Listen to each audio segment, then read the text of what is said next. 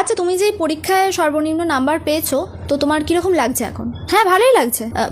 হ্যাঁ মানে ছোটবেলা থেকেই মা বাবার একটা ইচ্ছে ছিল যে আমাকেও একদিন টিভিতে দেখাবে। তো এমন একটা রেজাল্ট করেছি যে আমাকে টিভিতে দেখাচ্ছে আজকে।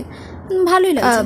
আচ্ছা, তা তোমার মা বাবার কি প্রতিক্রিয়া ছিল তোমার রেজাল্ট দেখার পর? বাবা তো রেজাল্ট দেখার পর অজ্ঞান হয়ে গিয়েছিল, আর মা ওই যে নীললাম নিয়ে পিছনে দাঁড়িয়ে আছে। এই ইন্টারভিউটা শেষ হলেই আমাকে মেরে নীললামে পুড়ে দেবে বলেছে। আচ্ছা, তুমি যেই নাম্বারটা পেয়েছো পরীক্ষায়, আসলে কোনো নাম্বারই পাওনি, তুমি -1 পেয়েছো। তা এর জন্য তুমি কতক্ষণ পড়তে? না না, কোনো বাধা ধরার সময়সীমা ছিল না আমার, আসলে কোনো সময়ই ছিল না, কারণ আমি পড়তেই বসতাম না।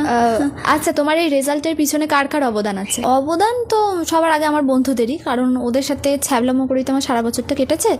আর তারপর ফোন তো আছেই, ফেসবুক, ইনস্টাগ্রাম, এদের অবদান অপরিসীম। আচ্ছা, এরপর তোমার কি প্ল্যান, মানে ভবিষ্যতে কি করার ইচ্ছা আছে? না না, আমার প্ল্যান কিছুই নেই, কিন্তু ওই রেজাল্ট দেখার পরে মা বাবা বলছে নয়